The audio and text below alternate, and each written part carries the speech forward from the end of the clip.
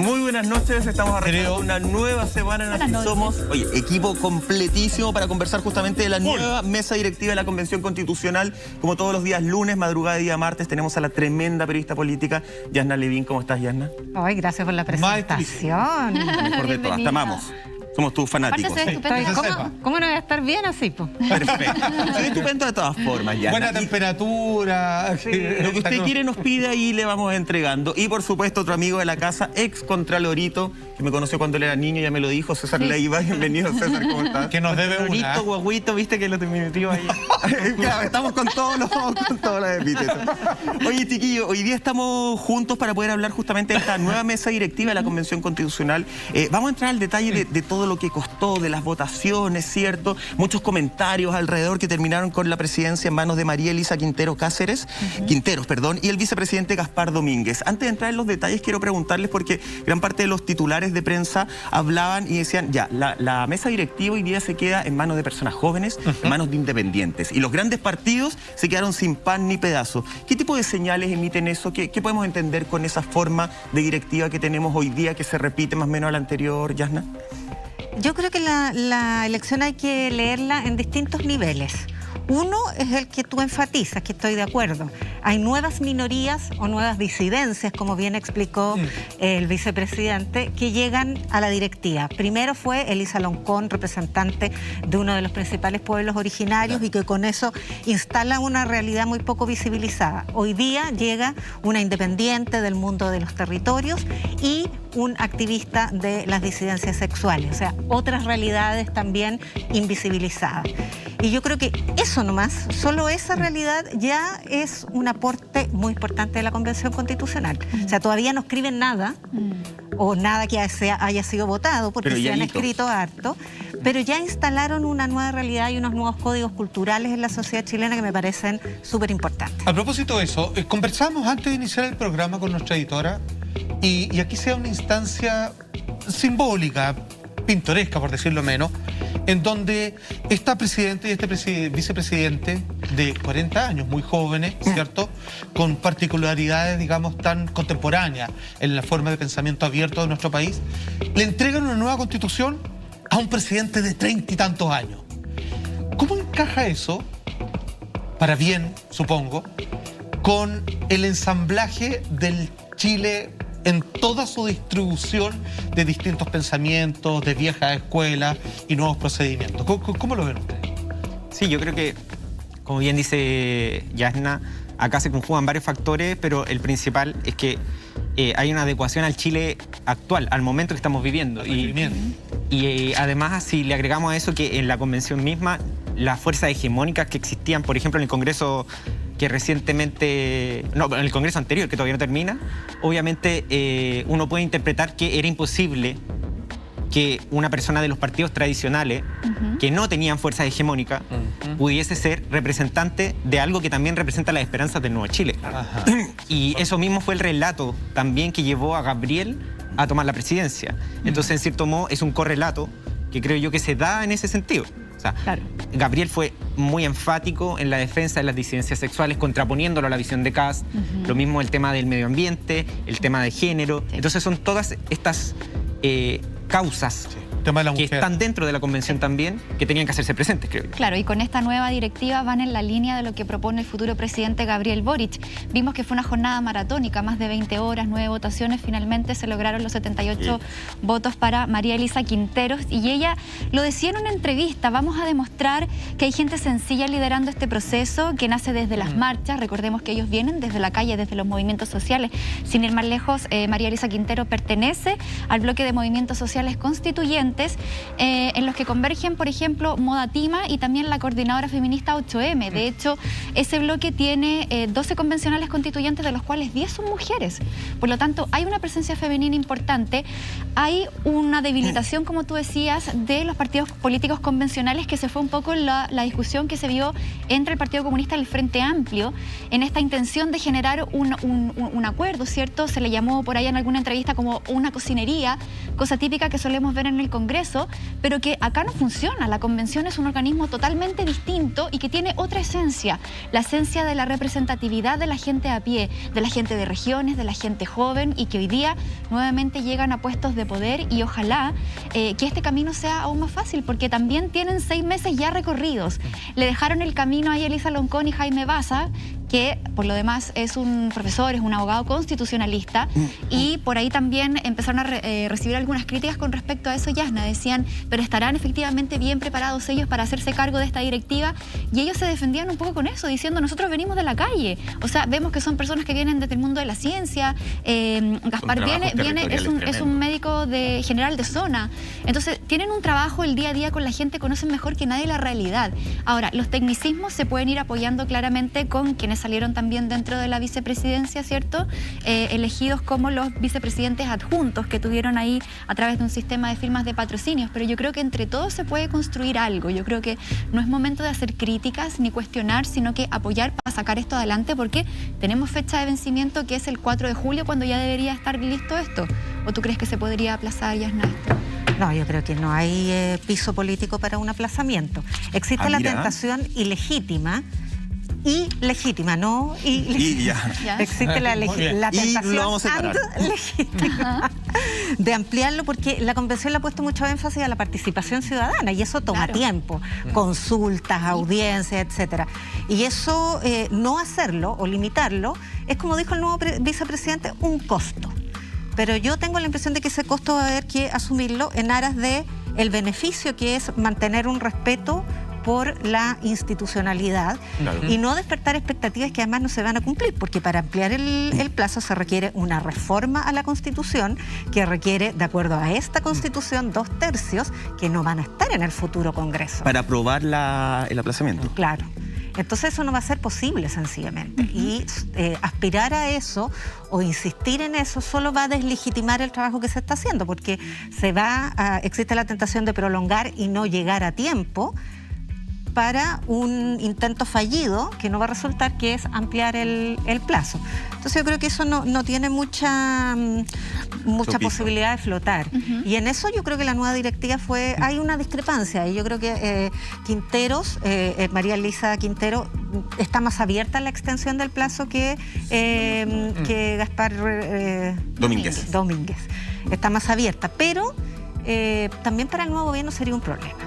Y le haría un problema a la nueva convención. Así que yo creo que ahí no hay mucha expectativa. Tiene un costo, por supuesto. También. Qué interesante eso, porque de repente como que se daba por hecho un poco que la extensión iba a ser un evidente de este proceso. Bueno, los comentarios de ellas, ¿no les parece? Vamos a revisar el tuit que escribe el presidente electo, Gabriel Boric, justamente felicitando a María Elisa Quinteros Cáceres por su triunfo. Él escribe lo siguiente: felicitaciones a María Elisa Quinteros por haber sido electa presidenta de la convención.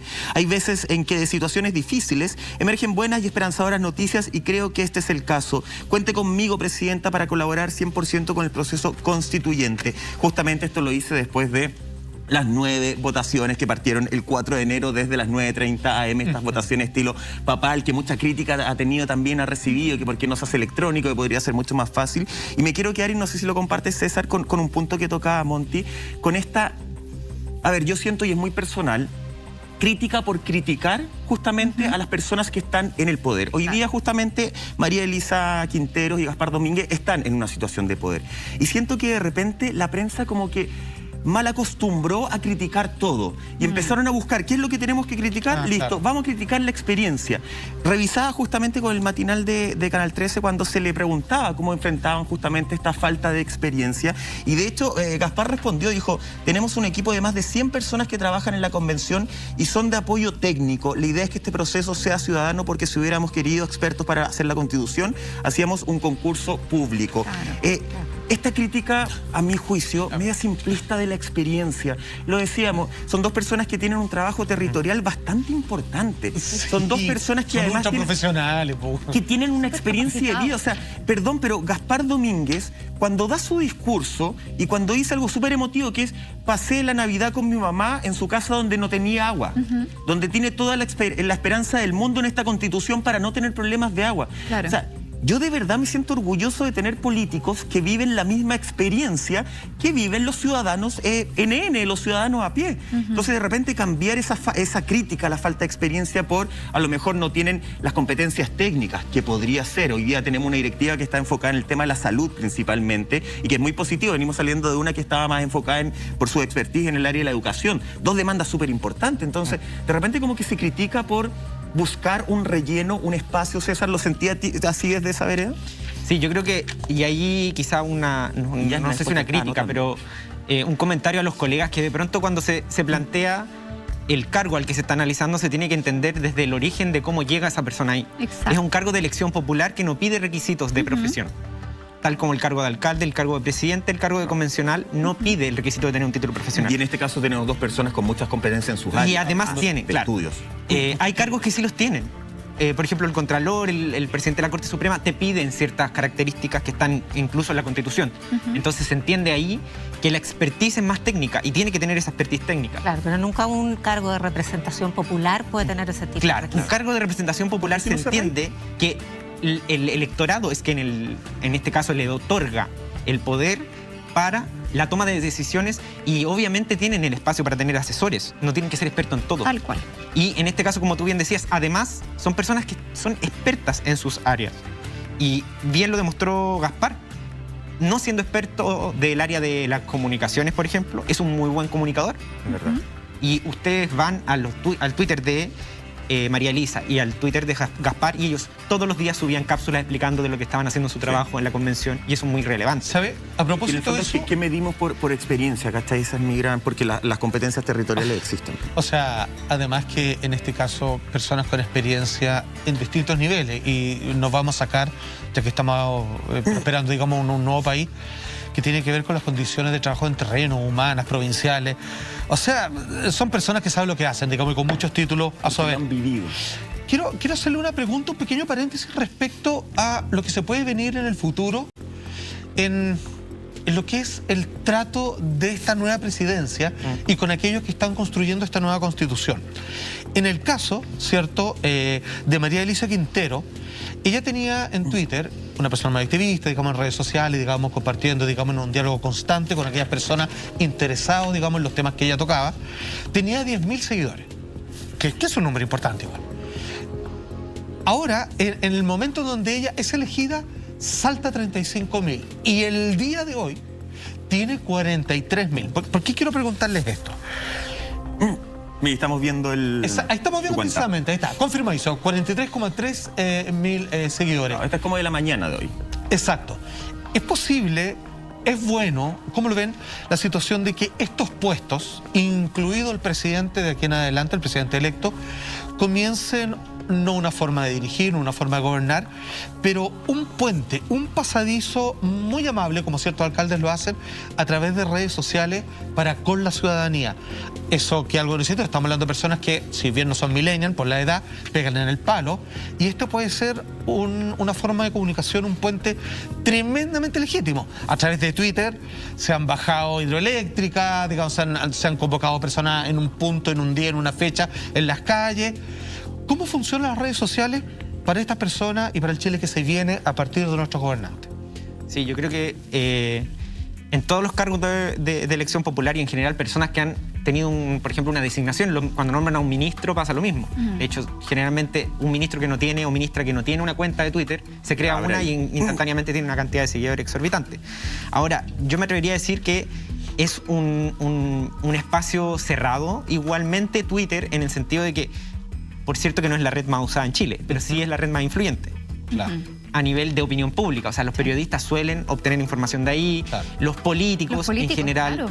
se siguen entre ellos mismos, y hay gente que quiere informarse y se mete a Twitter. Arma de doble filo igual eso. Sí, ahora, si tú me preguntases una sugerencia para llegar a la gente, es que no solo tuvieran Twitter, que además exploraran obviamente las redes sociales más usadas. ¿Pero hasta TikTok incluso? No, es mucho. Facebook e Instagram siguen siendo las redes sociales más usadas. Hasta ahí. Entonces, obviamente, para llegar a la gente, no necesariamente Twitter es la herramienta. Para llegar a la prensa sí lo es. Para llegar a los políticos sí lo es. Para influir quizás sí lo es. Pero Como solo para seguir el grupo cerrado. Sí, solo para profundizar, pero no sé lo que hacía Katy Barriga, digamos, que hacía esos No, esos pero- challenges. Pero ojo, no solamente Pero Katy en el Barriga, José código- Antonio Kast hizo una campaña por TikTok también. Desde Obama para adelante es parte de las plataformas de campañas electorales.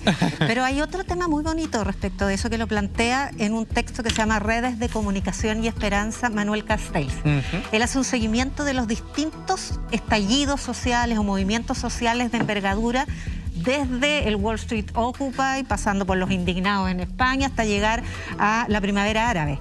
Y muestra cómo estas plataformas digitales se incorporaron como parte de la comunicación interpersonal de los movimientos sociales. Y eso es muy interesante, de la misma manera que pueden ser dispositivos de democracia digital, democracia directa, que vitaliza mucho la democracia representativa, que está en crisis. Y además- Entonces, súper buena la pregunta, Salfate, porque es un elemento que llega para quedarse, que claro, también enturbia el debate, también ensucia, Pero- pero yo creo que hay que rescatarlo. Saber Y discriminar. se puede manipular también, eso es súper relevante. Claro, hay con grandes fortunas, a través de las redes digitales se han instalado liderazgos autoritarios bien complejos, como Trump, como Bolsonaro. Es importante legislar sobre las redes sociales, pero también mantener sus libertades, ¿cierto? Pero Sí. hoy día la gente a través de las redes sociales se han transformado en los grandes fiscalizadores de estos procesos tan relevantes y determinantes para un país. Solo por poner un ejemplo, o sea, el caso de Teresa Marinovich, que no usó la mascarilla durante la votación, se transformó en un tema que se discutió mucho en redes sociales. Y a partir de esa discusión, hoy Teresa Marinovich está con el Seremi de Salud de la región metropolitana abriéndole un sumario y también va a ser llevada a la Comisión de Ética de la convención.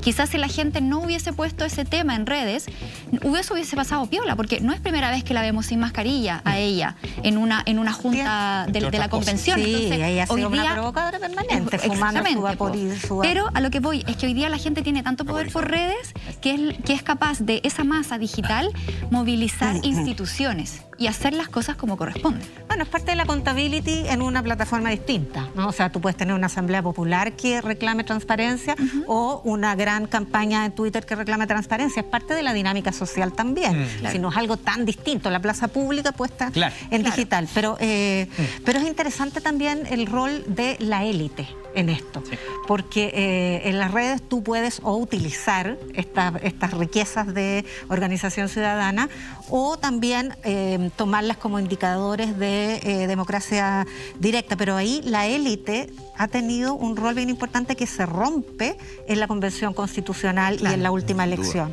Y eso es relevante porque finalmente el descrédito de las instituciones es parte por esta endogamia de la élite oligárquica, que se reproducen a sí mismos, que son los mismos y que al final, como son los mismos, vienen de los mismos Combinación, colegios, veranean en las mismas playas y se casan entre primos, entonces son todos iguales independientemente de que... Parece broma, pero es así, pero bueno, ya. Independiente de que Reyes. sea un socialista o sea un UDI o Son los incluso un mismos. republicano, conviven en los mismos espacios. Vacacionan en el mismo lado. En cambio, esta renovación que permite el ingreso de independientes, gracias a una ley del Congreso en todo caso, abre un espacio político a nuevos actores que están mucho más conectados con la realidad. Entonces, claro, hay el desafío de hacer un equilibrio entre lo técnico, el constitucionalista experto y la persona que anda a pie y que conoce directamente la situación que vive la Y el ciudadanía. cambio que de es lo switch que tenemos que hacer nosotros, repito, con el tema de las competencias y la experiencia.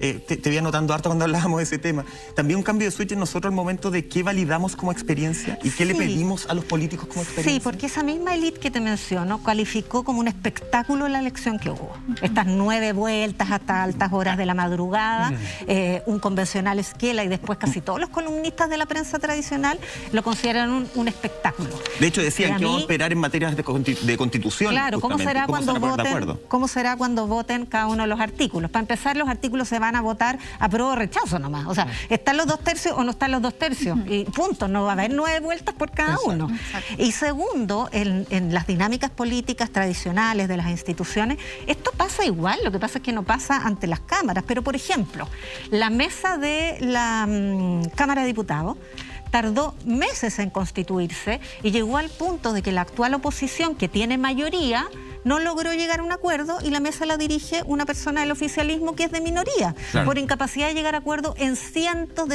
de reuniones. Bueno, aquí hubo 9 vueltas electorales, que son lentas, por supuesto, son medias tediosas, pero lo que pasa es que las vimos por la prensa y el morbo nos lleva a ver las 9 Claro. y se hace un poco eterno, pero no es distinto del diálogo y la negociación política Mira, que tiene lugar en otros. De hecho, a María Elisa Quintero le preguntan en La Tercera, en una entrevista que hace pocos días, le preguntan qué opina sobre estos comentarios que de mucha gente en las redes sociales, para seguir el trencito de la conversación, que decían, oye, si no se pusieron de acuerdo por una elección entre ellos, ¿qué vamos a esperar en materia constitucional? No se van a poner de acuerdo nunca. Y ella responde textual, dice, el no consensuar, el demorarnos, es una dinámica sana de lo que debiera ser la democracia en el país. Y no verlo como que no podemos ponernos de acuerdo. Yo creo que son los tiempos que necesitamos para lograr acuerdos. La gente no tiene cultura de participación. ¿Estás de acuerdo con esas declaraciones, César? Sí, en parte sí, y también creo que quizá por el tema del uso de las redes sociales tengo una visión distinta respecto a la deliberación que se realizó respecto a la elección del presidente, cuéntanos tú. presidenta y vicepresidente. Cuando hablamos de la elección, por ejemplo, de la mesa en la Cámara, efectivamente hay todo un manto oscuro que no sabemos qué sucede dentro. Son puestos de representación también, democracia representativa. En el caso de la convención también es democracia representativa y se elige una directiva. Yo creo que hay una confusión cuando se plantea que es más participativo porque se ve más. Y eso es una inconsecuencia. En este caso es democracia representativa pero más visible. Y Claro. es más transparente también, porque en el Congreso obviamente no se sabe quién vota por quién. Pero creo yo que nosotros debiésemos, pienso yo, más adelante dar un paso a la democracia más participativa en ese sentido, porque sigue siendo democracia representativa. Y quizás por ahí va la crítica de algunos y confunden esa crítica con criticar que no se pueden poner de acuerdo. O sea, es un proceso normal. Fíjate que un proyecto de ley, para que sea tramitado, tiene que pasar por lo menos, o puede llegar a pasar hasta por 9 votaciones. Comisión de la Cámara de Diputados o Cámara de Origen. Votación en general, votación en particular. Sala de la Cámara de Origen, votación en particular, votación en general. Segundo trámite constitucional en el Senado, votación en particular, votación en general, en comisión, en sala. Y si no se ponen de acuerdo, comisión mixta. O sea, es normal en la democracia deliberativa y es necesario para que el producto sea bueno, Claro. que haya un proceso institucionalizado de coladero o de perfeccionamiento. Lo que pasa es que... Bueno, podría ser con la pantallita electrónica tal vez más fácil, más rápido. Sí, Quizás. bueno, si tiene defectos porque es nuevo, se podrían haber ahorrado harto tiempo con más tecnología. Sí, verdad. La misma elección papal. Pero bueno, no se dio y es una convención que ha tenido montones de dificultades Pero- para disponer de tecnología, Desde de los espacio, computadores de al principio, ¿te recursos. acuerdas? Ahora, Claro. lo que pasó con Ramona, por ejemplo, no es algo nuevo. Pasó con Silver, no sé si recuerdas, cuando iba a asumir en Bueno, la eso Cámara. esa es otra arista de la elección que es bien importante. Claro, que es cuando... El de los estándares de Claro, previsión. los estándares de ética, que finalmente a veces también, o sea, nadie puede desconocer que eso era un hecho que se conocía. El tema es que se utiliza como, obviamente, una herramienta política para bajar una candidatura.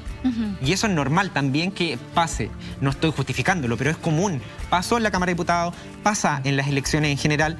Y finalmente, en este caso lo que vimos es que lo vimos en vivo. Esa es la gran diferencia. Lo vimos como un proceso que fue orgánicamente sucediendo. O sea, vimos que en 2 horas se bajó a Ramona, Sí. se subió a Dorador, luego y así va sucediendo. En la Cámara pasa lo mismo.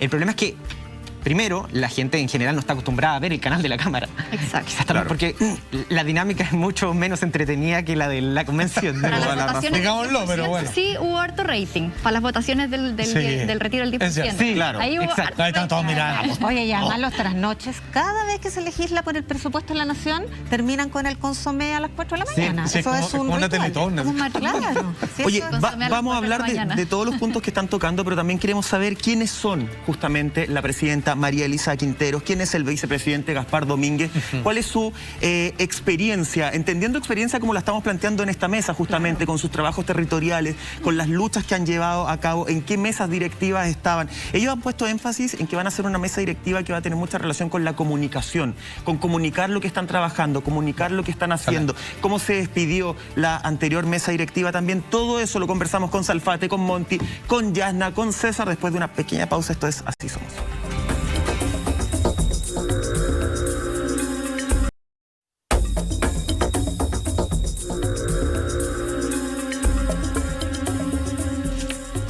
Ya estamos de regreso, seguimos avanzando en esta ya madrugada de día martes, hablando de la nueva mesa directiva de la Convención Constitucional.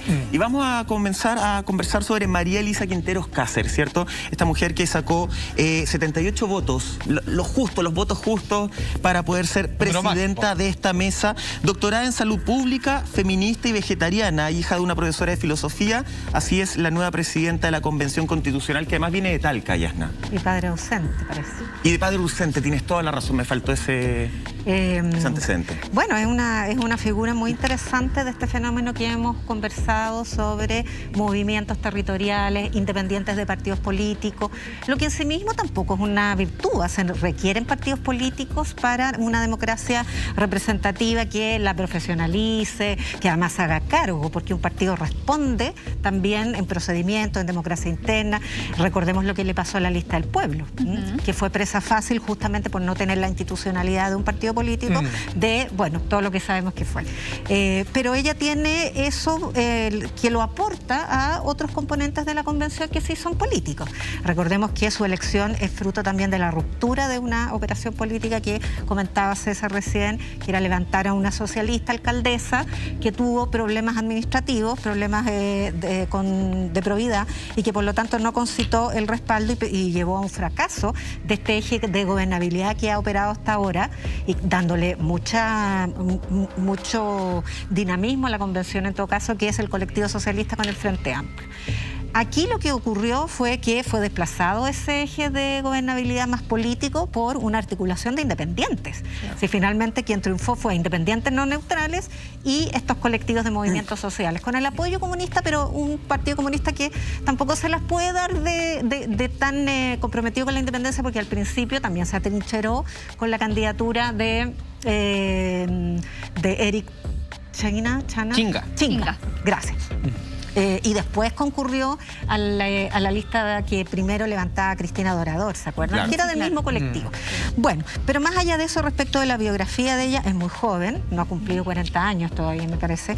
Es una profesional, además, académica, con doctorado, o sea, tampoco es una mujer que no tenga preparación intelectual y académica, ¿no? La tiene, lo que pasa es que en un área que no es la jurídica propiamente tal, pero que es necesaria para escribirla. Claro. De hecho, el sello de la nueva mesa es ser el área de la salud, así como la anterior eran dos profesores universitarios, dos académicos, entonces se lo asimilaba más con el área de la educación. El ministro de Salud, de hecho, lo felicitó en una de las cuentas públicas, no sé si lo observaste. Sí. Que dijo que le agradaba mucho, encontraba que era muy necesario justamente tener a dos expertos salubristas. Sí, y María Elisa ya había tenido también un rol dentro de la Comisión Transitoria de Ética dentro de la misma convención.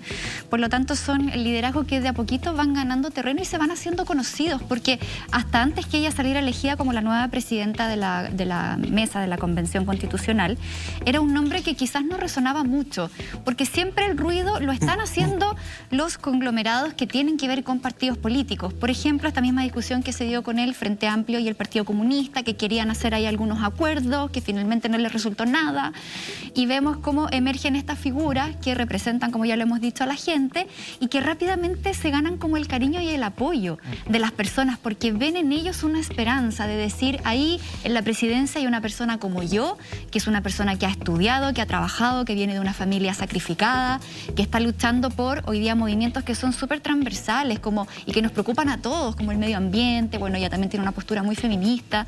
Entonces, esta renovación, estos nuevos aires y este aplacamiento de la élite, de estos grupos de la élite que todavía existen dentro de la convención, que los vemos también muy atrincherados, y esta crítica que tú hablabas, Yasna, esta crítica de la poca capacidad de ponerse de acuerdo entre el Frente Amplio y el Partido Comunista, también es un poco un aprovechamiento político de lo que se le viene al futuro presidente Boric, porque él claramente tiene este pacto de gobernar con el Partido Comunista y el Frente Amplio, aunque decida o no poner personajes de esos partidos dentro de sus ministerios, por ejemplo. Claro, esa es su coalición. Pero la crítica de ese sector, más allá de lo que pasó en la convención, yo creo que también ahí le hace un raspón a lo que viene para la futura futura presidencia.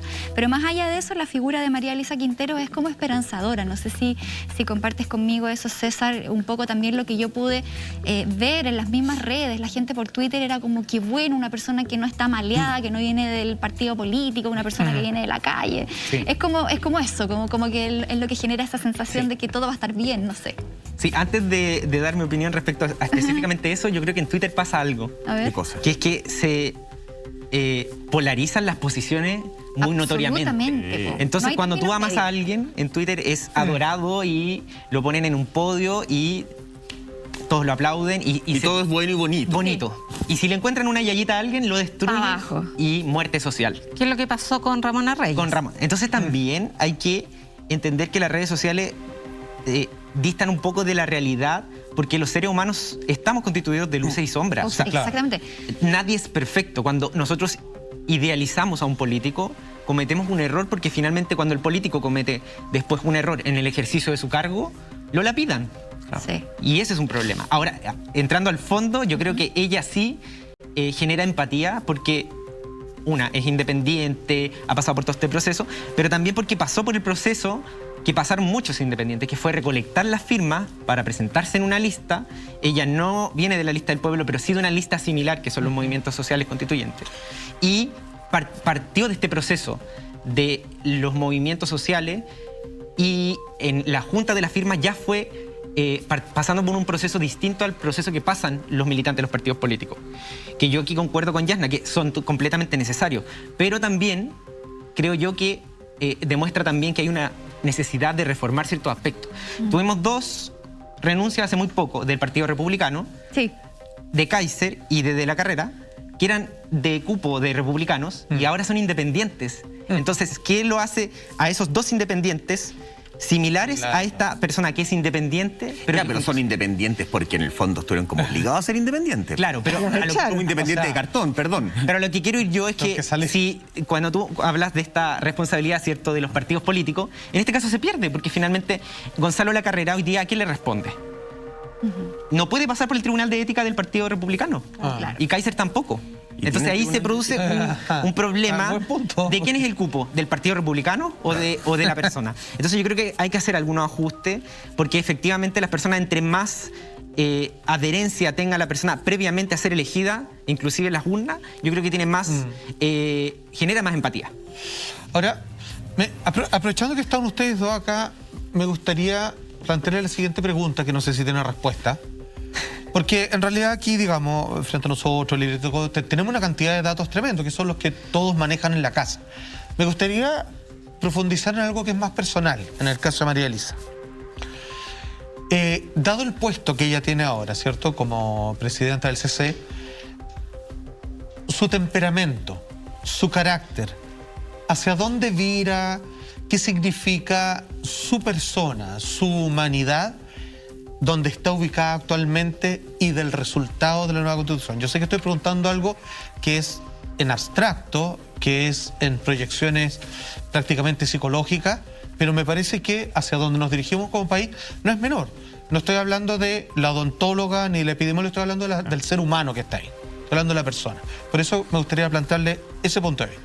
O sea, no la conocemos nosotros. Exacto, Yo no me se entiende. sentaba Hasta lo que a tomar un percibir. café. Por Pero- ejemplo, no conocemos a Teresa Parino en persona, pero más o menos no hacemos ni idea cómo Pero es. es súper interesante que para distinguir un liderazgo haya que googlearlo. Sí. Versus estos líderes que vienen los últimos 30 años, que ya sabemos perfectamente sus vidas, sus obras, etc. Eso es lo primero. Lo segundo, parece que ella es bastante dialogante. Y en ese sentido no deja de ser sintomático que haya obtenido el voto de un militante de Renovación Nacional. Que él justifica ese voto diciendo, es que yo la conocí en la Comisión de Ética y vi que es capaz de articular voluntades, de dialogar, de entender, de ponerse en el lugar de otro. Vota por sus habilidades blandas. Exacto. Entonces, Eso es lo lindo. eso ¿no? Por lo que Eso no algo salió voto. finalmente de orador. exactamente. Es la diferencia con Cristina Dorador, podrías contarla. Sí, Claro. sería interesante conocer ese punto. Sí, finalmente, porque uno se cuestiona tantas veces que ella tuvo mayoría Ya. y finalmente Sí. no fue electa. Estuvo a punto, sí. Lo que entre los constituyentes se planteaba es que ella en su trabajo en las comisiones no tenía esta capacidad de articular que sí lo tenía María Elisa. Y eso, ahí hablamos de habilidades blandas que efectivamente se transforman en un factor positivo para el resultado de una elección. Yo creo que es evidente que el carácter, como tú dices, pero, y la personalidad, pero tiene que estar adosado a la práctica política, porque no nos interesa cómo es ella en su personalidad, más que cuando está realizando actividad política. Pero es una articulación muy bien engrasadita. Me refiero a que está una persona que cumple no solamente desde lo que dice Google, sino de lo que quienes la conocen les parece cómo es ella. Exacto. Además, en un fondo quería saber su respuesta, yo tenía la mía, pero que era más o menos esta, es de elegir a las personas en cuanto cantidad de papeles tengan pegados en sus murallas, llámense títulos, y también qué tipo de ser humano estamos tratando. Entonces, a mí me parece que hay logros que no son menores. A mí me gusta mucho que esté ella ahí. Pero interesante lo que plantean ustedes con respecto al diálogo, porque en unas declaraciones de Tomás Laivé, que es uno de los vicepresidentes adjuntos de la Convención Constitucional, él decía en una entrevista: el trabajo que viene en adelante requiere de la superación de todas nuestras diferencias políticas. Y todos debemos estar comprometidos con el diálogo, que es un poco la diferencia que se ve en el Congreso, porque en el Congreso se siguen defendiendo posturas políticas, se siguen defendiendo las bancadas, en cambio acá todos tienen que trabajar por algo que tiene que terminar el 4 de julio, y son acuerdos que tienen que realizarse ahora ya, y la discusión y el diálogo es esencial, porque aquí no hay tiempo que perder. Ahora lo bonito que está todo Chile metido ahí. Que sea una persona articulante y dialogante, yo creo que es un súper buen punto a favor en pos de la fluidez de estos 6 meses que quedan por delante. Además que las diferenciaciones que hasta ahora han sido por identidades vinculadas a rol del Estado, papel de la sociedad civil, movilizaciones sociales, uso de violencia o no, etcétera. Aquí en el debate técnico del articulado de la nueva Constitución, claro, va a haber una definición gruesa sobre si hay o no un Estado plurinacional y si tenemos o no un Estado social y democrático de derecho. Pero dicho eso, ¿qué diferencia o qué plantea el Partido Comunista y la derecha respecto del régimen parlamentario o presidencial? No sabemos si la diferencia de opinión respecto a eso tiene que ver con ser de derecha o izquierda. Claro. Por ejemplo, el Partido Comunista ya dijo que está a favor de un Estado unitario. El Frente Amplio está por un Estado más redistribuido del poder en regiones. O sea, son otros ejes, otras formas de diferenciación, clivajes distintos al momento de escribir cada artículo de la Constitución. Sí, yo agregaría algo respecto a lo que tú planteabas sobre la ampliación del plazo respecto a la constituyente. Yo creo que hay algo que se planteó en la convención, que es una jugada muy interesante respecto a las iniciativas populares de norma. Hoy día hay cientos y cientos de propuestas que están ingresadas en el portal y que se pueden patrocinar. Y eso también va a hacer que si entre más propuestas hayan, va a ser una justificación también para la convención para decir: la ciudadanía está respaldando tanto la convención constitucional que vamos a necesitar más plazo para abordar todas estas iniciativas. Creo que también depende de... ¿Y eso podría ser como la puerta? Claro, cuán exitoso sea ese proceso. Hoy día estamos viendo que sí tiene un nivel de éxito, que hay iniciativas populares de normas que ya están aprobadas, pero tenemos que ver cómo culmina. Yo no sé cómo irá a culminar, si él llega a alcanzar ese nivel de popularidad que se espera o no. También, igual que tú, creo que es bien difícil que se alcance a continuar con a extender el proceso, pero creo que yo pondría mucha atención a las iniciativas populares. Les cuento lo positivo, que nos quedan muchos lunes por delante para analizar justamente si se va a poder extender o no. Junto a César y junto a Yasna. No, para mí es un spoiler, hay que decirlo. Oye, seguimos avanzando justamente en estos personajes y nos vamos al caso del vicepresidente Gaspar Domínguez, justamente electo con 112 votos, y él en su discurso de presentación, cuando se presentan justamente a la convención, él dice, y lo cito textual: represento diversidad en algunos aspectos, trabajo en un sector rural y aislado y pertenezco a la diversidad sexual. Es justamente su discurso de presentación cuando parte la convención. ¿Quién es Gaspar Domínguez, César? ¿Tú lo conocías, lo ubicabas un poquito de antes? Sí, lo ubicaba. Gaspar es de Santiago, pero se fue a vivir a Palena para ejercer como médico. Claro, su trabajo lo ha hecho en el sector rural. En el sector rural. Y Gaspar, efectivamente, claro, él reivindica su disidencia, o sea, en este caso su orientación sexual, pero la reivindica desde la disidencia sexual, y es lo que conversábamos delante. Cuando se plantea la diferencia entre lo LGBTIQ+, o diversidades sexuales, y las disidencias sexuales, que fue todo este debate que se dio con el constituyente Esquella hace un par de semanas. Expliquemos un poquito la diferencia. Claro. En cierto modo, por ejemplo, la sexualidad de una persona. Tú eres mujer o te expresas como mujer, o tú como hombre, homosexual, bisexual, heterosexual. Pero eso es parte de tu identidad, ¿cierto? Entonces estás dentro de una descripción. En este caso, eres parte de, a lo mejor, las diversidades sexuales, ¿cierto? Pero ser parte de, o ser, por ejemplo, mujer, a ti no te hace feminista. Y ser parte de las diversidades sexuales, a ti no te hace ser parte de las disidencias sexuales. Entonces, cuando hablamos del término de disidencias sexuales, tiene que ver con cómo lo tomo como un acto político el hecho de pertenecer a las diversidades sexuales. Y entender que estamos en una situación de desventaja, que obviamente todavía no está en una situación de igualdad de derechos, en donde las personas que pertenezcan al mundo LGBTIQ+, puedan desenvolverse con naturalidad. Entonces ahí se aplica el concepto de disidencia. No es un concepto peyorativo en sí mismo, que quizá a lo mejor el constituyente Esquella no lo planteó como... Pero espera, para que quede claro, cuando hablamos de disidencia, ¿hablamos como del activismo? Sí, o sea, del entender la posición política en la que se encuentra tu orientación sexual, identidad de género, tu expresión de género y cómo tú haces de eso una expresión de lucha política. De manifiesto. Lo que pasa es que la palabra es mala. Porque parece otra cosa, digamos. Así como que hablábamos como divergente, como la película y todo lo demás. De hecho, las palabras que él ocupa, abriendo comillas, son las siguientes, que Gaspar Domínguez. Saludos también a las personas, yo saludo, dice, que representamos y vivimos las disidencias sexuales. Porque sí, así se les llama, disidencias. Y lo conversamos ayer con el profesor Agustín Esquella. Y agregó, porque hoy en día ser homosexual es enfrentarse a un modelo que no encaja. Y esas dificultades debemos disminuirlas para que todas las personas podamos acceder a condiciones más justas de vida, independiente de nuestra diversidad. Y ahí hace pum pum el paralelo, 33 años tiene Gaspar. Claro, él explica, en el fondo, no somos minorías porque las minorías y las mayorías son proporciones de un todo. Eso ya de minoría hay que dejarlo en el pasado. Eso sí yo considero que es peyorativo. Sin duda. De minoría porque finalmente... En cambio somos disidentes porque estamos en contra de una cultura heteronormada que nos discrimina. Exacto. ¿No? Está bien, la heteronorma es quizá la mayoritaria. El punto es que eso no nos da derecho a discriminar, a excluir, a tratar de manera distinta a las personas que tienen otras maneras de vivir la sexualidad. Porque finalmente somos todos seres humanos. Pero ¿se dan cuenta de lo interesante que es aprender estos conceptos? Yo no lo conocía. Así como aprender Mapudungún, que nos enseñó Lisandro con algunas palabras. Eso no lo habíamos visto nunca, no habíamos debatido acerca de eso nunca. Hay gente a la que le provocó mucho rechazo.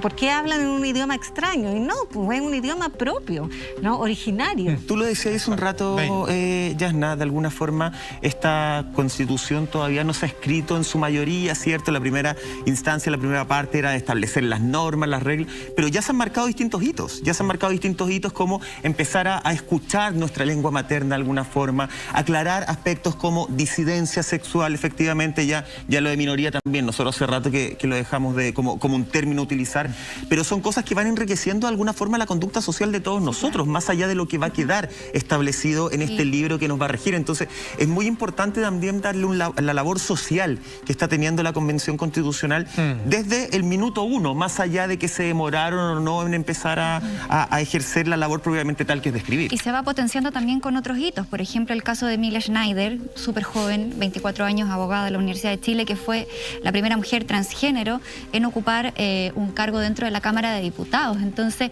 al final se van marcando ciertos precedentes y se va abriendo un camino para nuevas personas que quieran también integrarse y que muchas veces por el miedo al rechazo o por el qué van a decir o por el hecho de pensar que no te van a dar el cupo porque tienes una elección que el mundo te ha hecho sentir que es diferente y que no está bien en muchas ocasiones. O de las burlas, que no sea tema esto. Exactamente, entonces hoy día se abre ese camino, se amplía y ya van quedando atrás todos esos prejuicios, esas cosas que están tan en el pasado. O sea, al final estamos hablando de seres humanos, más allá de la identidad y de la posición que uno tenga, todos merecemos los mismos derechos.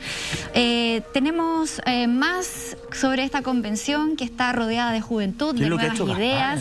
¿Qué es lo que ha hecho Gaspar? Porque fíjate que él en el 2019 fue reconocido justamente dentro de un listado de 50 jóvenes líderes dentro de la zona de Puerto Montt. De hecho, él es bien reconocido por eso, por ser activista, por tener liderazgo, además que también tiene un muy buen currículum. Vamos a seguir con él y mucho más a la vuelta de esta pequeña pausa comercial.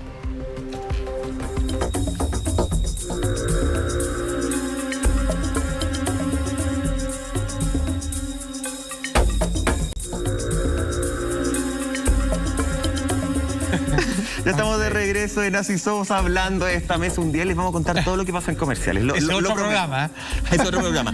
Gaspar Domingo, estábamos juntamente con la imagen de este vicepresidente, 33 años, que pertenece también a las... Perdón, no me quedó claro. ¿Disidencias sexuales? Porque tiene una lucha implícita dentro de...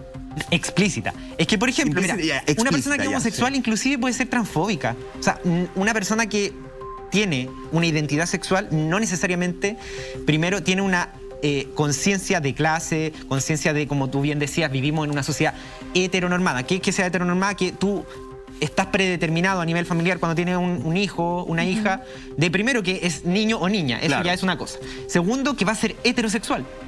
Entonces, cuando tú empiezas a entender cuando que el tío todos le esos dice al niño hoy y la polola ya, cuando tú entiendes que todos esos factores sociales, culturales constituyen la realidad actual, te tienes que poner en una posición en contra de eso para cambiarlo, para que las futuras generaciones obviamente vivan su sexualidad a plenitud, es decir, que puedan vivir con igualdad de derechos, que puedan vivir en una sociedad que no sea heteronormada, que no sea machista, que no sea patriarcal. Entonces, cuando se entiende que tú estás en un proceso de cambios, tú te posicionas en ese espectro, en una lucha, en cierto modo, para combatirlo. Igual que el feminismo, es exactamente, si pudiéramos decirlo, son como símiles. Ya, me quedó clarísimo. Me quedó clarísimo. Importante, perdón, no es menor, pero aprovechando que estamos tocando este tema, por ejemplo, los distintos movimientos culturales, digamos, que se mueven respecto a estas temáticas, los llamados no binarios, por ejemplo, en donde exigen un cambio en el lenguaje, cuando se hacen referencia a ello. ¿Eso creen ustedes que pueda llegar a convertirse, porque esto es ya más complejo, porque puede existir, porque es una cosa generacional nomás, digamos, donde nos vamos transformando a aceptar algo que, digamos, algunos viejos, digamos, lo encuentran raro todavía, pero que las nuevas generaciones, digamos, es lo más normal del mundo. Sin embargo, en el lenguaje, al igual que como en las leyes, son establecimientos que todos compartimos y que son leyes, de cierta manera. ¿Podría llegar incluso a cambiar el lenguaje? ¿O cuando este tema no sea tema, ya no va a ser necesario tal designación específica en el habla castellana para qué tipo de persona eres? Es bien probable, porque, bueno, las lenguas son vivas, no son estáticas, y transcurren o se desarrollan o cambian, mutan en función de cómo cambia la sociedad. Eso lo sabemos, y de hecho antes solo había abogado y ahora hay abogado y abogada. Claro, había solo presidente y ahora hay presidente y presidenta. Reconocido, objetivado por la Real Academia de la Lengua, digamos, y eso es muy importante para la forma de normar este tipo de evoluciones. Que es reactiva a todo esto, la RAE. Claro, conservadora. Sí, es conservadora. Ahora, yo creo que son distinciones que no son distinciones, son identidades muy específicas, que justamente porque son tan específicas, nos cuesta entenderlas o nos cuesta distinguirlas, ¿no? Sí. Pero han existido siempre, solo que ahora le ponemos nombre. Es mi impresión. Pero a mí hay una explicación que me ha dado mi hija que me hizo mucho sentido una vez, respecto de esto de ser disidencia, ser minoría, ser qué. Nadie le dice en algún momento, mamá, papá, quiero hablar con ustedes. Claro. Soy heterosexual. Exacto. Eso no ocurre. Claro. Ni hay un escándalo, ni nada. Claro. Y ahí está la heteronorma. Exacto. Oye, quiero que pasemos a revisar algunas declaraciones justamente de Gaspar Domínguez con respecto al rol que va a tener también la convención de ir comunicando todos los procesos a la ciudadanía en simple, para que todos vayamos impregnándonos de lo que está pasando ahí dentro. Vemos entonces este video y al regreso lo comentamos. Consideramos de que han habido muchas cosas buenas en esta primera parte y hay cosas que debemos potenciar. Dentro de las cosas que consideramos que se debe potenciar es la comunicación hacia el exterior, hacia las personas que están en sus casas, en los territorios, sobre qué es lo que está avanzando y qué es lo que se viene. Y en ese sentido hemos puesto como una tarea prioritaria de esta mesa poder transmitir a través de redes sociales y de medios locales, páginas de Facebook, radios comunitarias, radios independientes, medios independientes, poder comunicar y transmitir lo que hemos estado haciendo. Y ese queremos que sea el sello de estas próximas semanas, poder comunicar mejor a las personas de a pie, a las personas que van en la calle y que no necesariamente están vinculadas con esto que está pasando dentro. Ese es el objetivo principal que tenemos y sin duda esto favorecerá la participación. Claro, y también comunicación. Tiene que, o sea, es clave para también favorecer el plebiscito de salida y para no caer en la desinformación, las fake news y todas las cosas que podrían eventualmente pasar para poder elevar ahí un movimiento para rechazar Canal todo lo que se oficial haga. oportuno, claro. Exactamente. Y también un consejo que daba la misma expresidenta Bachelet, de comunicar, de transparentar este proceso, porque en la medida de que así sea, nosotros vamos a estar más empapados, más impregnados y vamos a estar más conscientes al momento después de este plebiscito de salida de votar si queremos o no lo que se redactó. ¿Qué ha hecho Gaspar en la...? Sí, de hecho Gaspar efectivamente ha tenido un rol muy activo a nivel de promover que la comunicación dentro de la convención sea un tema. Él, como les comentaba previamente, tiene un espacio en donde hace cápsulas explicativas de cada artículo de norma del reglamento. Entonces, ¿En sus redes? En sus redes sociales. Y es muy interesante porque lo hace desde distintos lugares, cuando obviamente tienen comisiones de servicio y viajan fuera de Santiago. De hecho, ahora informo de toda su semana distrital, Exacto. los lugares. Es muy activo comunicacionalmente y para él también es una prioridad el hecho comunicacional, tanto así que dentro del reglamento, cuando se estaba redactando, él incluyó una norma en la que se debía crear un personaje que propiciara la comunicación efectiva y en un lenguaje claro hacia la ciudadanía. Y quedó como parte del reglamento de la Convención Constitucional. Pero ahí tenía un referente. Claro, o sea, sí, de hecho, Maestro, cuando usted. se cubrió como... ¿Personaje con plumas? No necesariamente con pluma, pero obviamente, claro, se hablaba de un convencionalito, qué sé yo. Pero qué bueno. El simbolismo que está detrás, más allá de si es personaje, el nombre, lo que sea, esto es una batalla comunicacional. Sí. Porque vamos a tener absolutamente. mucha fake news y ya lo hemos visto. Pero César, espera, esto, yo no lo había escuchado lo que tú nos estás contando de este personaje en el fondo para emitir la información, porque escuchábamos las declaraciones y Gaspar habla de utilizar todos los medios, canales regionales, Facebook, Instagram, no solamente un canal oficial. Este personaje, esta creación que ya está como estipulado, ¿eso es algo que viene? ¿Tenía información de eso? Sí, tiene que ejecutarse porque el reglamento... Pero sería como más avanzado, ¿no? No, o sea, piensa que tenemos hasta julio, obviamente, en un proceso en que ya se redactó el reglamento, hace muy poco se terminó de redactar y entonces tú tienes que empezar a revisar qué cosas de ese reglamento hay que ejecutar ya y entonces en algún momento se tiene que ejecutar eso. Significa que va a tener que haber actividad de difusión de lo que se vaya haciendo en la Convención Constitucional. Ahora, la disyuntiva, y creo yo que acá hay que repensar cómo se va a ejecutar esto, es si efectivamente la Convención en sí misma, comunicacionalmente hablando, va a defender la posición del apruebo. Yo creo que es algo coherentemente lógico, o sea, decir sí, lo tiene que hacer, pero quizás va a ser una discusión interna. O sea, la mesa nueva, la mesa directiva, se planteó 3 prioridades. Una son las comunicaciones, otra es la consulta indígena, que está súper atrasada y que es muy importante, y la tercera, el plebiscito de salida, o sea, hacer campaña, porque la convención ha estado permanentemente bajo el asedio comunicacional de la descalificación, la cancelación, que no han el hecho desprestigio por parte justamente de sectores que quieren mantener la actual constitución. O sea, si hay un 20% que votó en contra y que al parecer ha crecido, y así lo refleja la votación de Kast en la última presidencial. Entonces, y ese sector tiene dinero, tiene recursos y está muy aferrado, y tiene muchos intereses en mantener el orden de cosas preexistente al 18 de octubre. Y lo han demostrado, o sea, el despliegue de no solo digital, sino que en todos los medios de comunicación, de descalificaciones. Sí.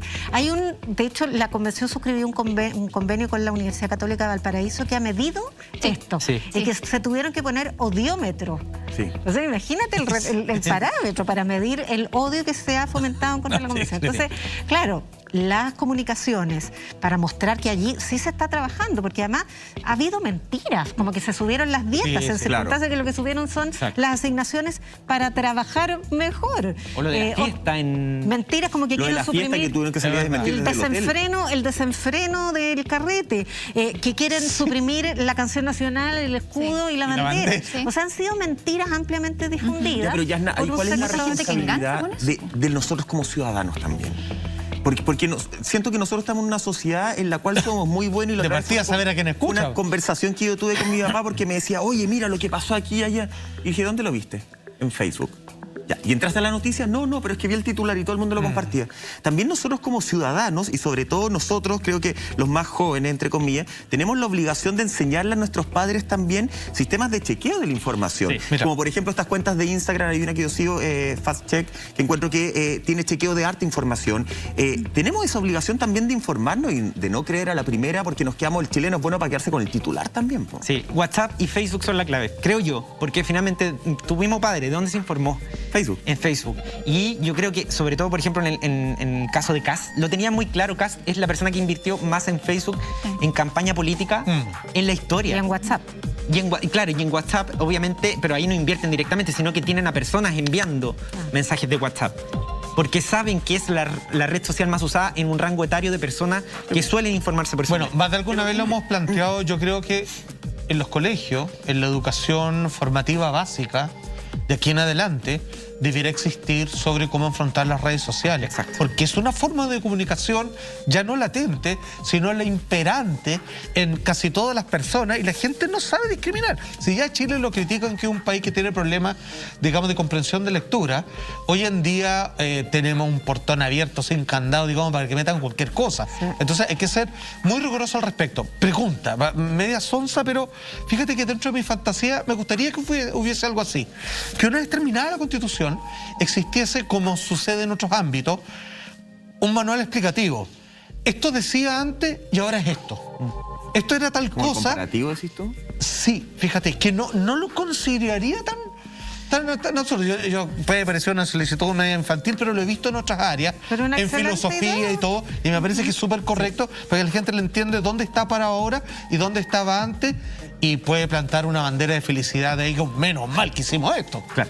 Mira, a propósito de lo que hablábamos de Gaspar, él lo tuiteó en su momento. Dice: atento Contralorito, se viene tu primo convencionalito. Se aprobó el artículo 54 que procura la creación de tu primo.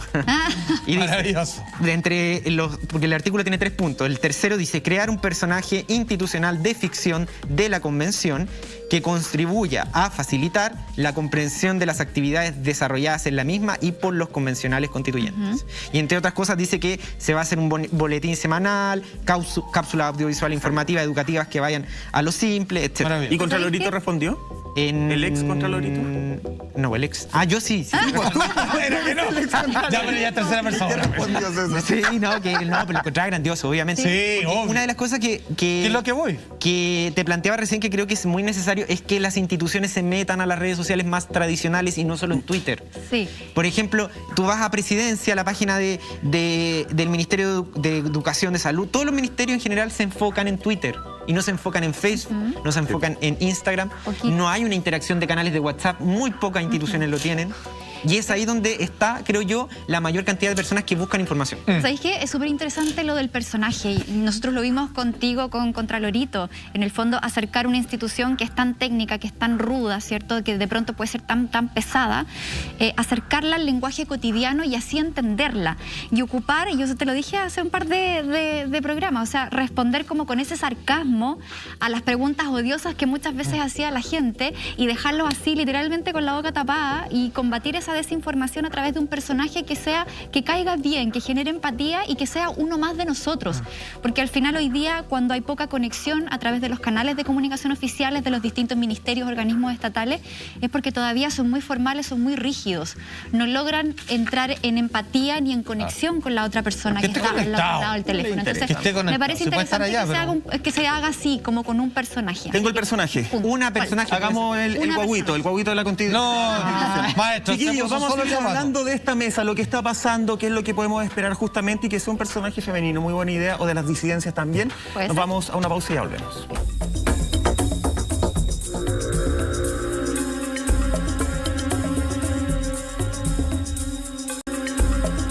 Ya estamos de vuelta esta noche en Así Somos. Seguimos analizando la nueva mesa directiva de la Convención Constitucional junto a la periodista Yasna Levin y también al publicista César Leiva. Antes de continuar, atención a este consejo. Tenemos una excelente noticia, sí, belleza durante todo el año con los productos del Dr. Font Boté. Siempre hay tiempo para verse mejor y con los mejores productos. Encuéntralos a un precio muy especial en nuestra tienda.lared.cl. Tremendo dato entonces. Y ahora sí, continuamos con Yasna, con César, Michael Salfate. ¿Cómo va a conversar esta nueva convención constitucional, esta nueva mesa directiva, con el presidente electo Gabriel Boric, que ya lo vimos, de hecho, apenas salió elegido tras el balotaje, fue presencialmente a la convención, estuvo presente, hoy lo vemos felicitando a la nueva mesa directiva? ¿Cómo ves tú esa relación de aquí en adelante? Bueno, cuando él fue a la convención, tal como tú recuerdas, Monty dijo, no me gustaría, no quiero porque él no es tan autoritario, no me gustaría una constitución partisana. Claro. O sea, que se alinee con la posición política del futuro gobierno, a eso se refería. Y en ese sentido yo creo que la ruptura de este eje de gobernabilidad PC, Frente Amplio, que nunca han estado juntos en la convención, ellos son coalición de gobierno, son coalición parlamentaria, pero en la convención siempre han estado separados. Y la ruptura con el Frente Amplio, con el colectivo socialista, etcétera, más bien es un aporte al gobierno, lo libera de responsabilidad, convierte la convención en una entidad más autónoma, más independiente, la separa y permite diferenciación respecto al futuro gobierno, y eso yo creo que es bueno, no es malo, porque se consideró como un debilitamiento de la coalición de gobierno. Sí, ese es un nivel de lectura, pero también deja a la convención autonomía respecto al gobierno y al gobierno lo libera de responsabilidad respecto a la convención. Oye, conversando con César, quiero recalcar mi planteamiento sobre una vez post terminada la nueva constitución, que haya una especie de manual de comprensión para colegio, para la gente, para que quiera leerlo, que no tiene que ir a comprar un libro en los kioscos, sino que esté en línea y que diga, así era, ahora es así. Menos mal, o sea, con esa sensación, digamos, que es lo que todos esperamos. Sí, yo creo que en general pasa con todas las instituciones autónomas que no tienen una comunicación fuerte y proyectada en el tiempo. En general, el Ejecutivo, en este caso el Gobierno, tiene una acción comunicacional central que está alojada en el Ministerio de Secretaría General de Gobierno. Y ahí obviamente está la SECOMI, se dan directrices, qué sé yo. Y ahí hay un poco más de actividad comunicacional. Pero, por ejemplo, quien debiese comunicar hoy día sobre la Constitución debiese ser el Tribunal Constitucional. Claro. Porque obviamente es el defensor, en cierto modo, de los principios constitucionales. ¿Lo hace? Ciudadanamente no lo hace. No, ¿y con qué lenguaje lo haría? Claro, entonces si tú dices acá, en la constituyente se va a determinar, por ejemplo, que se termina el Tribunal Constitucional, pero va a haber otra institución o va a haber una sala de la Corte que va a estar encargada de la Constitución, de la defensa constitucional, debiera haber una estrategia comunicacional de cómo constantemente se comunican los principios constitucionales. Y obviamente con un lenguaje claro. Y eso debiera ser un principio constitucional, inclusive, el lenguaje claro. Como concepto. Sí, no tan técnico. Y la pregunta que le hacía Monty a Yasna, ¿cómo ves tú la comunicación entre esta mesa directiva y el futuro gobierno? Yo, al igual que Yasna, creo que es un escenario ideal en cierto sentido, que obviamente no haya quedado de la misma forma constituida la convención que el Ejecutivo, porque la dota de autonomía iba a permitir también un diálogo mucho más fructífero en destrabar conflictos cuando existan, porque no va a estar la presión de que van a ser mis aliados políticos con los que yo estoy dialogando. De todas maneras, es tanta la diversidad en la misma convención que es impredecible el cómo se puede negociar, porque son muchos, a diferencia bueno, inclusive hoy día la Cámara actual es más parecida a la convención en el sentido de la dispersión. Claro. Pero en la convención constitucional hay muchos grupos y subgrupos y eso también la hace tan rica. Y yo creo que esta diversidad y que no haya quedado en manos de el mismo conglomerado que el Ejecutivo, creo que lo hace muy, muy positivo. Oye, 10 segundos respecto a la campaña. Y 15 si quiere. Ya, porque el plebiscito de salida es un acto electoral que va a estar regulado por la ley de elecciones y escrutinio, y por lo tanto va a haber una campaña regulada y va a haber franja televisiva por las dos posturas, que es apruebo y rechazo, ¿no? Ahora, a eso hay que adicionarle también un proceso de pedagogía, porque es complejo. Yo me acuerdo que el año 89... El 88 fue el plebiscito, el 89 fue la elección presidencial, pero entre medio hubo un plebiscito de reforma constitucional. Nadie se acuerda porque era una lata, nadie lo entendió, pero fue bien relevante para determinar ciertos pactos de la transición. Y claro, la gente fue a votar, en ese tiempo era obligatorio, y para el plebiscito de salida de la Convención Constituyente también va a ser voto obligatorio. Yasna, ¿te parece si dejamos algún lunes para hablar justamente de ese tema, de la campaña que hay que hacer? César, muchas gracias, agradecido de tu presencia. estamos atentos a todo lo que pasa ahí en tus redes sociales.